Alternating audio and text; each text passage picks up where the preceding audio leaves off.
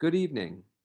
I'm Jeff Nigro, Research Associate in the Department of the Arts of the Ancient Mediterranean and Byzantium and coordinator of the Boshell Foundation Lecture Series.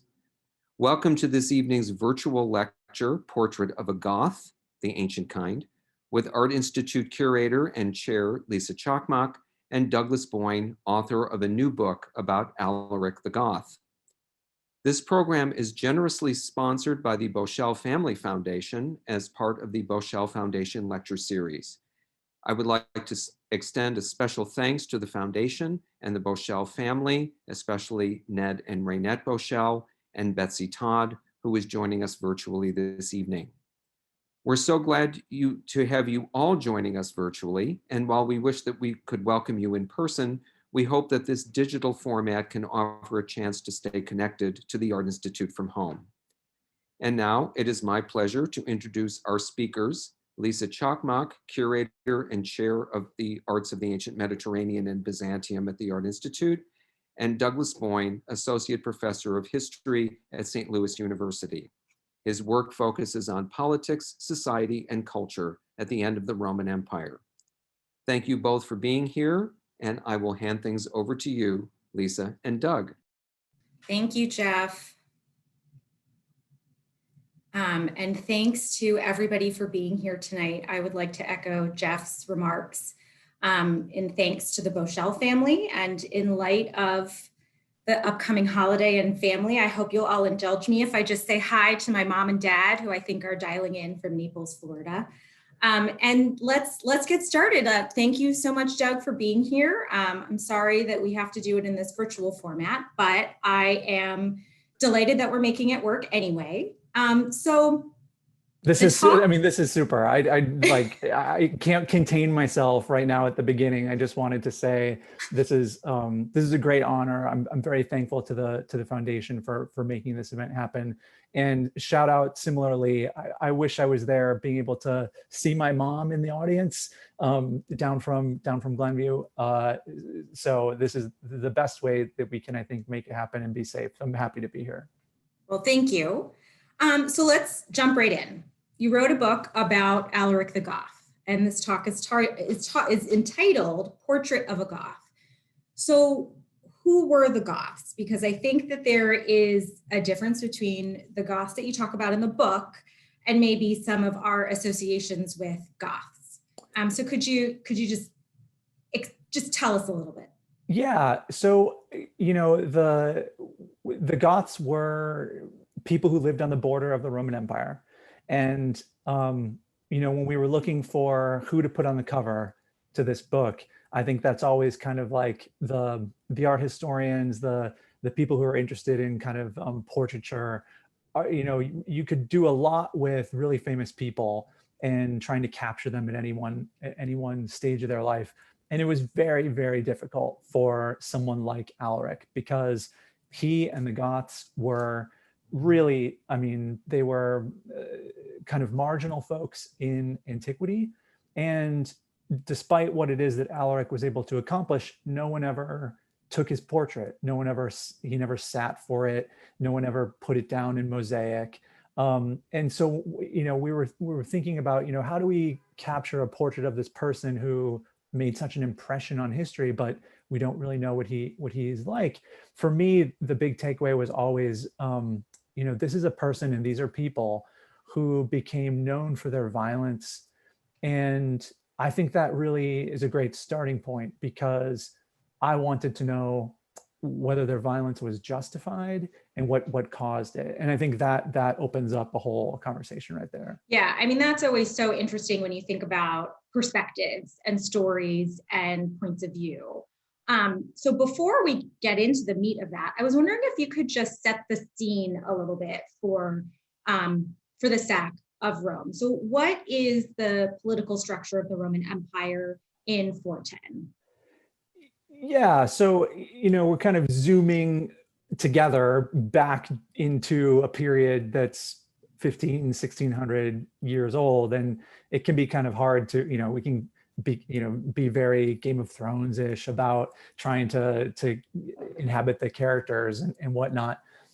There's emperors, there's palace officials, There's bureaucrats who are kind of managing their own portfolios of associations and allies and ambassadors. The cities of Rome and Constantinople and Milan more so were really these centers of a hub for 60 million people who called the Roman Empire their home. Not everyone was free. There are slaves in antiquity, enslaved people who are a part of that 60 million. But by and large, then you have to factor in people, to the Sahara south, to the Danube north, to the Tigris and Euphrates east, to the wintry, blustery north of Hadrian's Wall. Rome is surrounded by people who, surprisingly, want to be a part of this huge, gigantic machinery and enterprise. And if we're thinking of how, you asked, like, what's this world like, really? I think less so the politics and more so the everyday experience is what really captures it for me. And by everyday experience, I mean, what's happening at the dinner table and what are people doing for entertainment?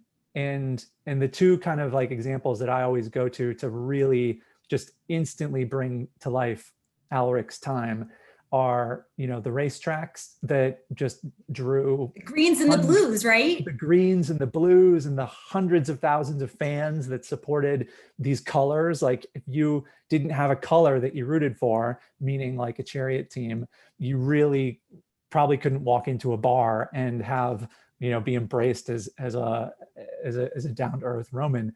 The stadium was the place where people went to kind of blow off steam. And yet the thing that I think is remarkable about this time is that when anything went wrong, when someone's chariot lost or the game didn't turn out the way it was supposed to be played, we hear from the sources in the 4th and 5th century that the crowd instantly turned against the foreigners in the audience, in the stadium. And they just instinctively would blame and lash out against non-citizens for the foibles of their team. And I think it really kind of gets at the heart of what's happening in this weird world of 1500 years ago.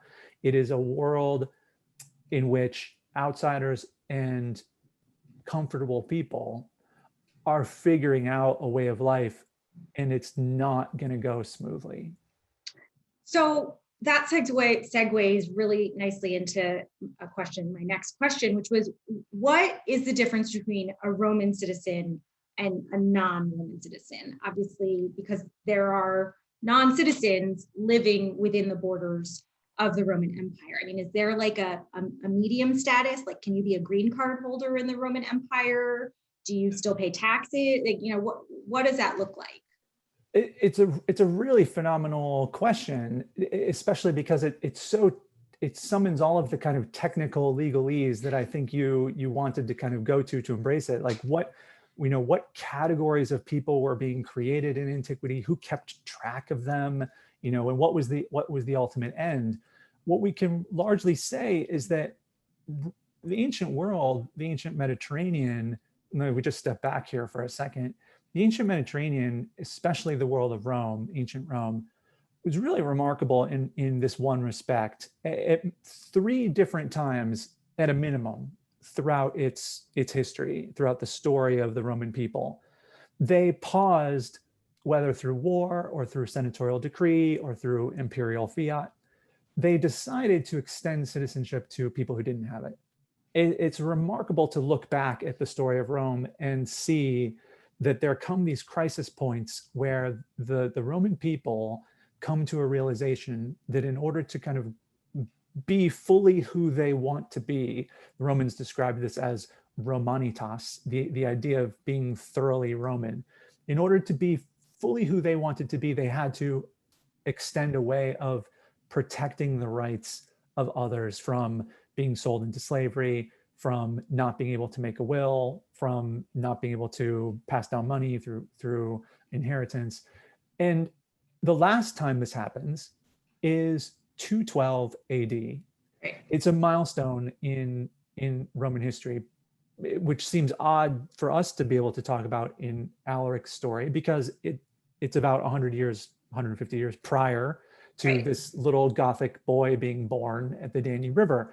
But Rome never decided to ever go back and revisit its citizenship laws after 212 AD. So the world that Alaric grew up in, and he crossed the border as a child, and he came to Rome to join the army. And Right, he was in the army and wanted to participate in society. The world that he joined is a world in which, like you said, there are different Latin legal terms that do not give full rights to outsiders. And that looms over, that inequality is what looms over this period of history. So what really fascinated me about your book is how you were able to weave a story together from small pieces of information. You're right? being generous. Like, we don't have a portrait of Alaric. We don't know much about what he looked like. We don't know, it's all very sketchy. And so as a historian, I was wondering if you could talk a little bit about how do you weave those threads together? And like, how do you read, an author like, is it Zosimus or Jordanus, and evaluate that, that source, or is it like the Us magazine of the 5th century, or is it like, the Time magazine, or is it the New York Times? Like, what helps you with that? It's such an insightful question. I mean, it's a very informed question, because I think it's easy to expect that, maybe a popular writer could come and tell you a story about what happened in the past. And at the end of the day, you might not be able to tell fact from fiction because we're dealing with something that happened so long ago. For me, as a professional historian, fact-based, evidence-based storytelling is like the coin of my realm. It's what I do. And I remember the challenge of thinking, just for example, how do you recover Alaric's childhood? I mean, we don't see him in any form documented until about 18 or 19 years old. It's an amazing moment in his life. He's in the muck of the marshes, trying to, like, as an insurgent, bring down an imperial convoy. That's the first time he shows up on anyone's radar. But I wanted to, in trying to, like you said, be honest to his point of view, be honest to an outsider's point of view, that meant doing some very challenging work to figure out, well, how would you tell the life of a child, or the first 2 decades of someone's life, if they lived on the Danube River, and what would it look like? So you asked about Jordan, this writer Jordan. He was the first person I picked up because we still have his text. He was a Goth. He wrote much later than Alaric, but he has this wonderful story of where the Goths came from. And it is entirely fiction. It is entirely made up. It's very confusing, right? Because if I'm remembering correctly, he's the one who mentions like Scandinavia. Yeah. So he's responsible for kind of putting these seeds in moderns' minds about where we think the Goths came from. And I didn't want to use him uncritically. I didn't want to, I mean, I would literally have his paperback in my hand, and I would be drawing lines in pencil through all the things that just could never be substantiated. And you just line, he's like, they met Alexander the Great. No, they didn't. They fought at Troy. No, they didn't. They came from Scandinavia. No, they didn't. But then what I was left with was really, really remarkable, which was I was left with stories of nature. Mm-hmm. And for me as a historian, it's not just a matter of finding facts, but it's a matter of corroborating facts. And I knew that as an archaeologist, you could go to the Danube River, as scholars have, right, and you could pull out bones from the riverbed, and you could find the animals that were there, and you could do tests for pollen to locate where trees were and what type of nature was located in the area. And all of a sudden, these stories that Jordan was telling about kids spending their time outside and Goths having a natural wonder of the natural world to them, Gothia, the home of Alaric, is filled with willows, and the writers who we know were being read were very interested in the natural properties of plants. Willows give us salicylic acid, which is aspirin, and so you start to kind of see this pattern of, here's how I could do it. Here's how you could find a childhood's life in Gothia. It's going to be outdoors, and it's going to come through archaeology, and it's going to come through all the things that you don't think about when you read some of these classical texts. Well, and I love that, because I think this is where our shared background as archaeologists, but also our professions, we don't actually do the same exact thing. You're a historian, I'm a curator, but the collection that I have in Chicago is the collection that I have. Those aren't necessarily always the stories that I want to tell. So I have to figure out how to kind of extrapolate using the larger, maybe less glamorous archaeological data in order to make these inferences. Like, okay, well, if this is what it was like to be, an Athenian citizen in the 5th century, let's assume X, Y, and Z. And so I thought that was I really liked that about your book. And I really liked, I felt very, and it sounds like I'm sucking up, but I've known Doug for a long time, so I'm not sucking up. But I felt very inspired by it, because I'm new to my position here in Chicago, and I'm excited about how to think about the collection. And I was like, this is really inspiring, that just because I don't necessarily have a lot of images of people of lower status, or a lot of work that we can say was created by women, there are still other ways that I can find to tell those stories, and to sort of bring them in through the Salt Gate, as it were. Through the Salt Gate, through the way that they came into Rome in 410 is, I think you're absolutely right, that the challenge is how to use our imagination in the service of finding other people's stories. I think that's absolutely what you do as a curator, and it's what I like doing as a historian. There's a level of analysis that needs to happen in terms of the sources. That's the kind of professional component of these things. Right. Like, I need to look at something and be like, is it real? Yeah, exactly. Is it authentic? But I think when you're thinking of an audience, and for us, I'm really grateful to have this audience today here with us by virtual mechanism. How people, I think, naturally like narratives. They respond well to the idea of someone making a journey from really ambitious boy and ending his life as disaffected adult. Like, there's 40 years of really interesting material there if you can find it. And I have like flashes of my son Freddie. I'm like, oh God, did we just spell out his life? Really ambitious little boy, disaffected adult. God, I hope not. But it's putting those characters front and center. To me, that's what was so fun about the Alaric project, which was, I wanted to do him justice. He has been maligned. He has been turned into a kind of bugbear, or kind of dark moment in Roman history that hasn't, we sometimes think that we're beyond. But I think it's very, the Roman people themselves were very self-absorbed at times. They had elaborate dinner parties and they were very grammatical. They would talk about the etymologies of words like border, and they would never actually have a conversation about how to address what was happening at their own. Like, they were fascinating people.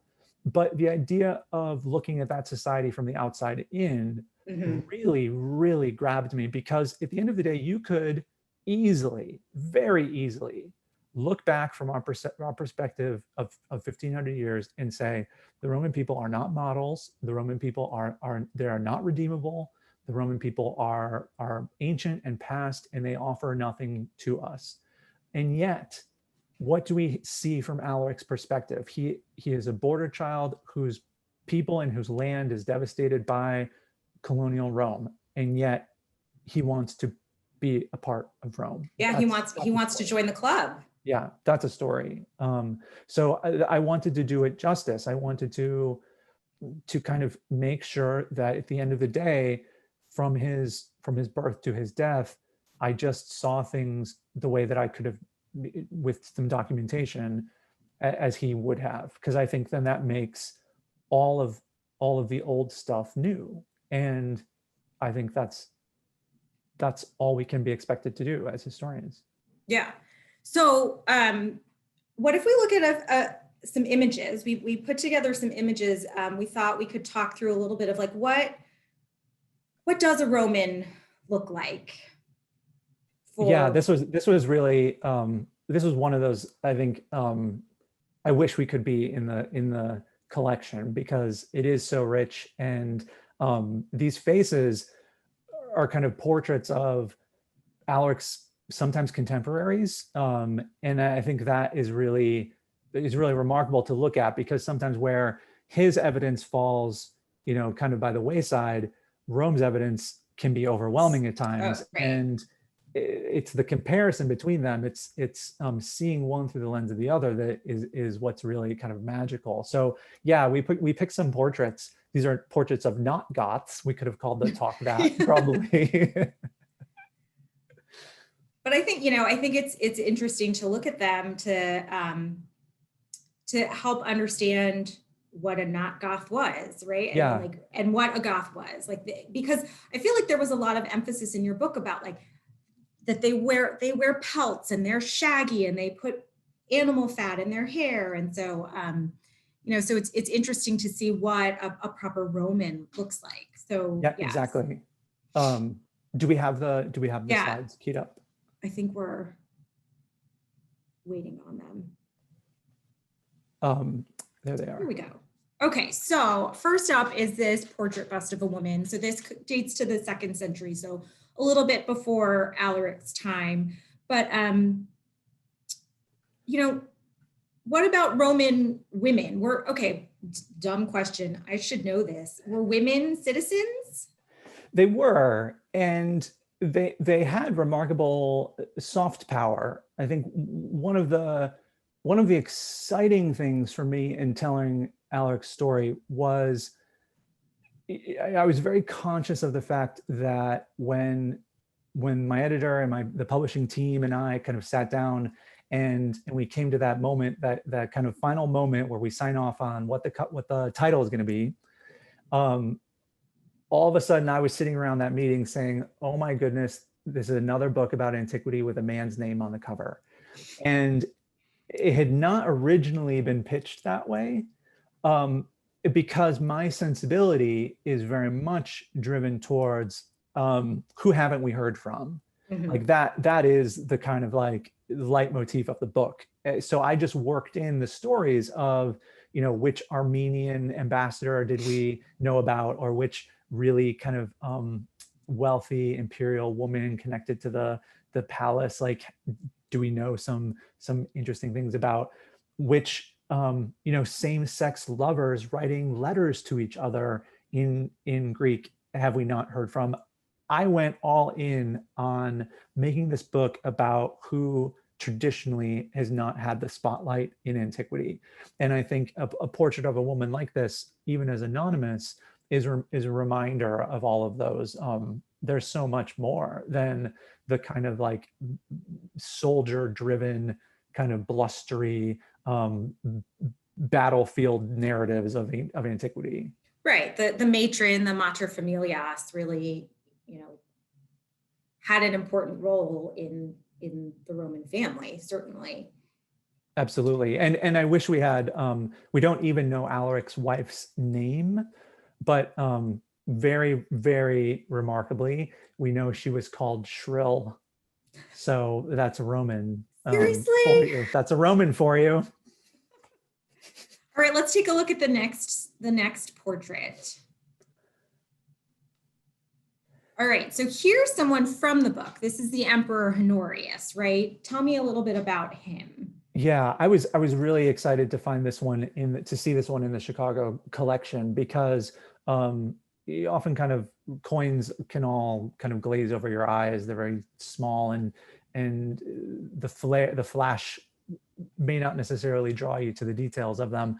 But this is a surviving portrait of the emperor at the time that Alaric attacked the city, and he's this 18-year-old kid who was in antiquity thought to be a little green for his office. He inherited it from his father's premature death, and he's the person in charge when when Alaric attacks, largely because he's very, very adamant that the Goths do not get any recognition or reward or privileges that Alaric is asking for. So this is someone who comes to us in the trappings of his office, the jewelry and the cloaks and even the gold, I think, hints at the colors that he's wearing. And Romans were largely excited about seeing someone that young in the palace. It was when he was celebrating a triumph, they came out onto the roofs of Rome and shouted for him and acclaimed him. And the even though he was, I mean, even though he hadn't really accomplished much, but it was, rare in various times of Roman history to see such youth on display.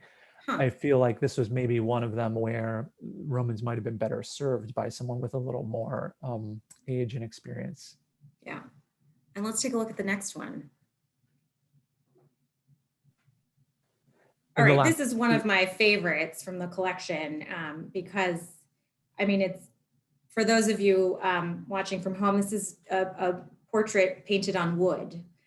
Wood is very, very hard to find in antiquity. It's extremely sensitive to the elements.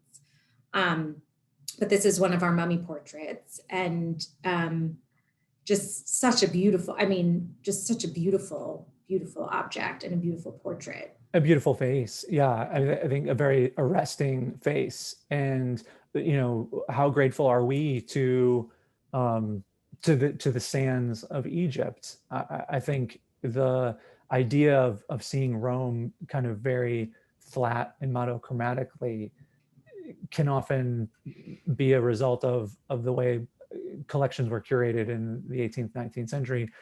But just to come face to face with this man, this anonymous man from Egypt, is a wonderful reminder of all the different ethnicities, the different religious beliefs, the different customs that defined Rome. The Romans were clear about, they knew how diverse they were. I think that's what's remarkable. They knew that you could get a good beer in Egypt and in Portugal, but if you tried to order that in Athens, you'd be laughed out of the Stoa. Well, and it's so interesting because I just have this thought where it's like the Roman Empire is so diverse, right? At its height, under Hadrian, it covers from Britain to Mesopotamia, Northern Africa, across Europe. I mean, it is a huge empire, incredibly diverse, that it's really interesting that they had this kind of us-them approach to Alaric and the Goths and these, these people, the Dacians, several centuries prior to that. And it's this interesting kind of tension that it's just something about the Romans. I mean, you think so much, right, because of the adjective Roman derives from the city of Rome, but really the Roman Empire is so much more than that. And yet they were so keen on keeping Alaric out.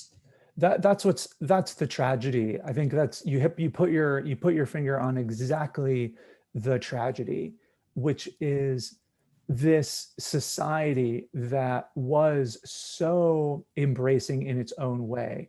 They didn't have a word for racial discrimination, but they did their darndest to build a kind of multi-ethnic society that can't go undernoticed.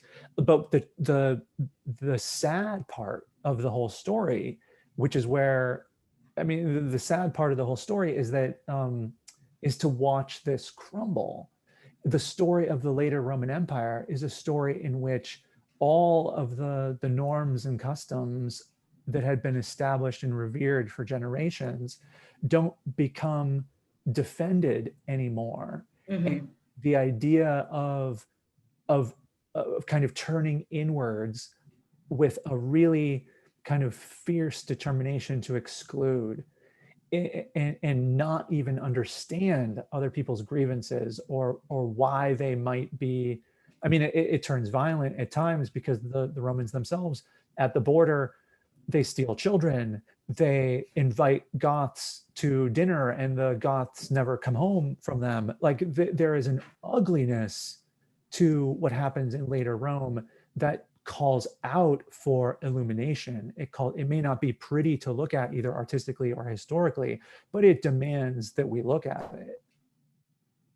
Absolutely. So with that, I have an eye on the time. I was wondering if you would read something for us from the book, and I think we can advance to the next slide.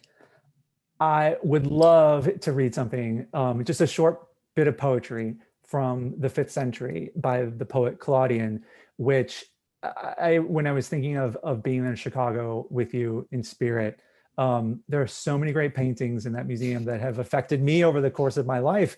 Like standing in front of them in high school, you know, I had my Cameron from Ferris Bueller's Day Off moment in front of many of those paintings. But this one obviously stood out for this talk as American Gothic, the picture of these two Midwesterners.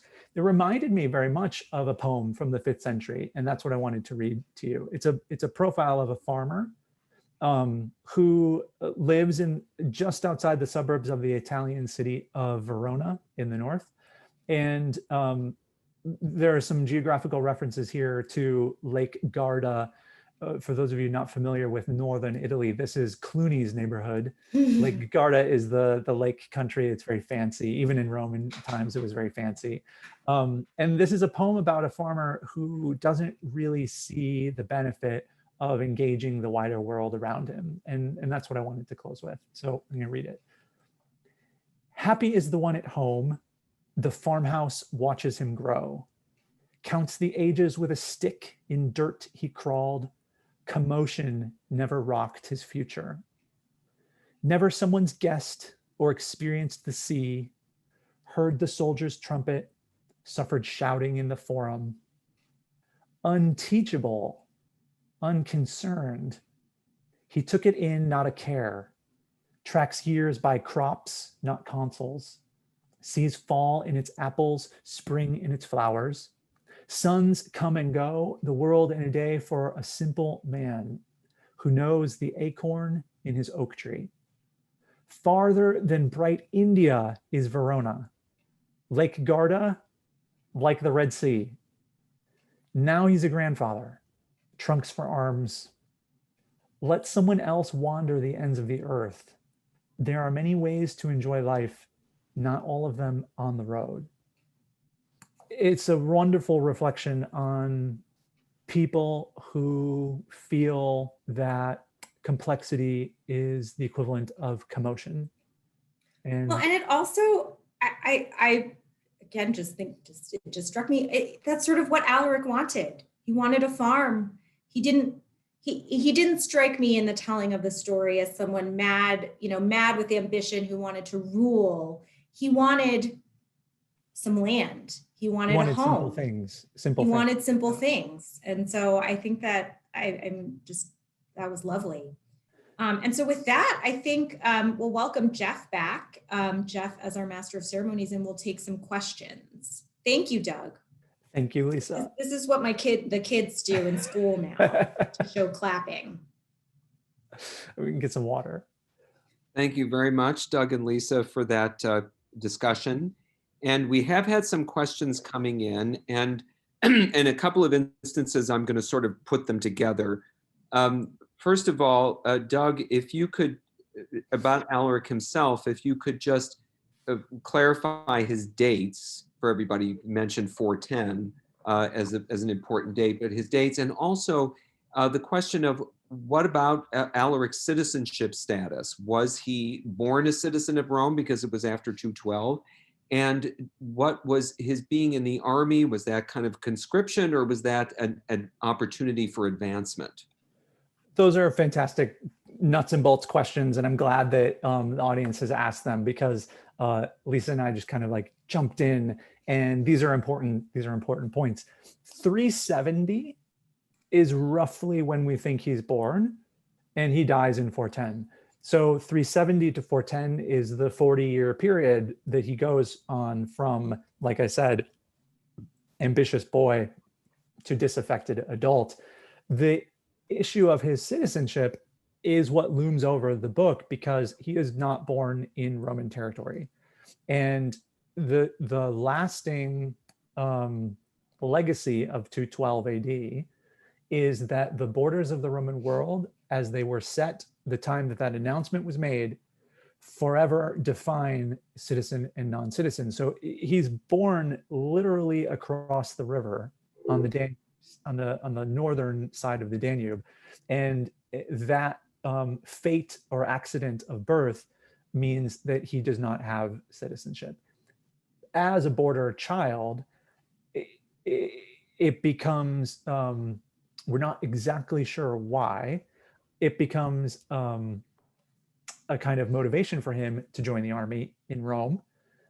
Previous foreigners who joined the Roman army had been rewarded citizenship for their service. The Roman, the very famous temple in Rome that would draw tourists in antiquity was famed for having chiseled names of soldiers who'd been granted citizenship for their military service. It was kind of this wall of fame that was that matched the document that they were given, giving them these rights.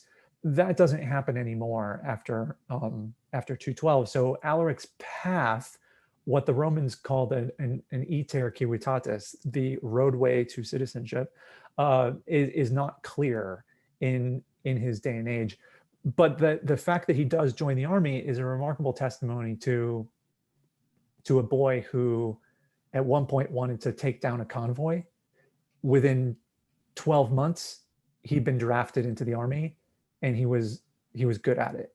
So he's a remarkably talented person. I think that's why he becomes so famous in history. He had abilities that made him stand out. And a couple of further related questions, which is that, first of all, did the Goths have a kind of visual art that we know about? I mean, and how does it relate to Roman art? And also, you know, a logical question: what is the relationship between the Goths and what we call Gothic art and architecture, which developed later? The most famous examples of Gothic artifacts that you can go and stare face to face with, Goths who made them and still see it in a museum, is manuscript based. We have very luxurious purple dyed parchment that the Gothic Bible was written on. This comes from a much later time, 6th century, when the Goths had clearly grown in power and influence. If you'd gone back to Alaric's time and tried to find things archaeologically that could kind of be a window into his time, you're looking at the sifting board of an archaeologist's kind of table. You're finding pins, you're finding brooches, even the houses. Alaric's family in the sources is described as rich. The houses are probably made out of mud brick or from quarried limestone from the Danube. These are not impressive mansions by any means.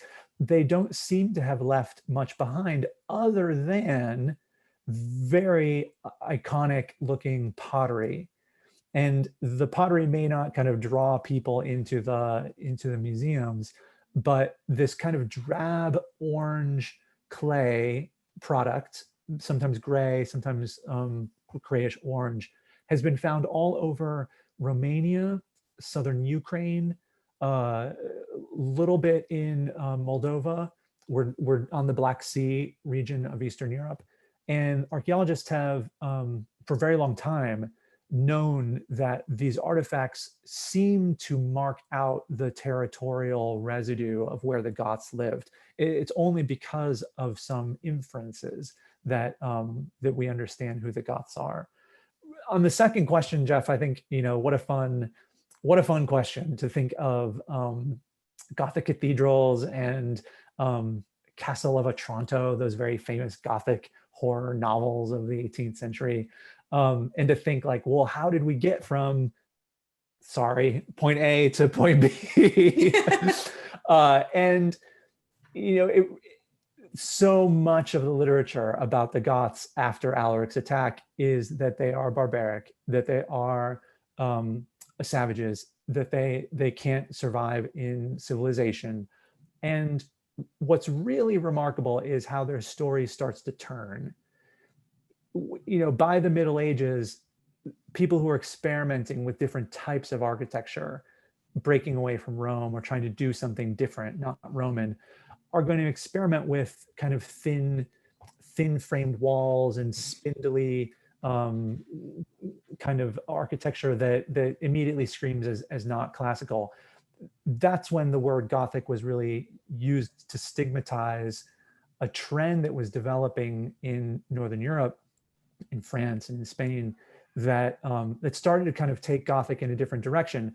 As soon as those creative artists of the Gothic age that we look back at in praise, Notre Dame and the cathedrals at Reims and whatnot, the people started to recognize that what it meant to be Gothic was not uncivilized. It meant to be daring. It meant to be kind of a rule breaker. It meant to be someone who was kind of audacious in what they wanted to do. And it acquired kind of all of these kind of more positive traits, so that literally by 1492, you've got 3 boats that are ready to kind of set sail across the Atlantic. And the people of the peninsula are saying, bring the Gothic mentality of exploration to the other side of the world. The voyages of Columbus are launched with a nod to Goths being gate crashers and adventurers. And that's, I think, where we start to kind of see them take on what we know them to be, which is, maybe not pirates, maybe not all as dark as they do become, but that's the history. The history is from stigma to something that people can stand behind and get excited about. That's fascinating. A sort of a interesting question that came in: how could they tell the foreigners at the races to attack in the audience? When they got angry, they'd attack the foreigners. Is it through dress? Were Goths wearers of the toga or not? It's a Roman racetrack is a great kind of a fashion runway, because of all the different types of choices that could be made. I think we often sometimes think that everyone in Rome is wearing a toga, but it might be a colorful tunic, it might be something a little more modest. You're going as you are. This is the original athleisure wear. Foreigners did embrace other aspects of dress that the Romans did not. Pants is certainly one of them. Furs. Lisa mentioned the way that they kind of styled their hair. At one point, it becomes so hard to get to the point of the question. It becomes so hard to stereotype people based on their dress, because the trend seems to be moving towards Romans wear anything, that the government steps in and bans pants from being worn in the city of Rome, because they are just associated with the idea of outsiders and the idea of barbarians. So the idea that you could turn to someone, when you're tearing up your race ticket, follow me here, when you're tearing up your race ticket because you lost, you may not be able to see who to lash out at, but the source is clear that the Romans who went to the racetrack, this is the line that's reported of them, is they just they chose an easy target, and they forgot how much their livelihoods depend upon the works of these other people, these foreign people. It's fascinating. Well, we're coming to the end of time, our time here, but one question I did want to ask, because you put up American Gothic, that painting has been parodied so many times. It's had, you know, everybody from Santa and Mrs. Claus to Kermit and Miss Piggy to whoever as the two people standing there. If you could do a parody of American Gothic with Alaric as the man, Ooh. who would be the woman in the standing next to him in the painting of whatever with whatever relationship? It doesn't matter, but who would be the woman of his time in that story? Oh, that's such a good exercise, an imaginative exercise. I love that.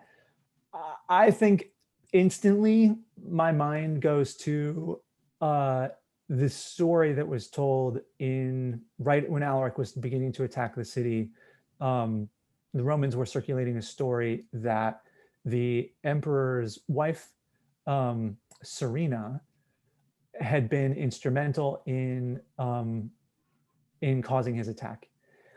It's only in one line of literature. We can't verify it. We don't know what it means. We don't know if they ever met, but they were the same age.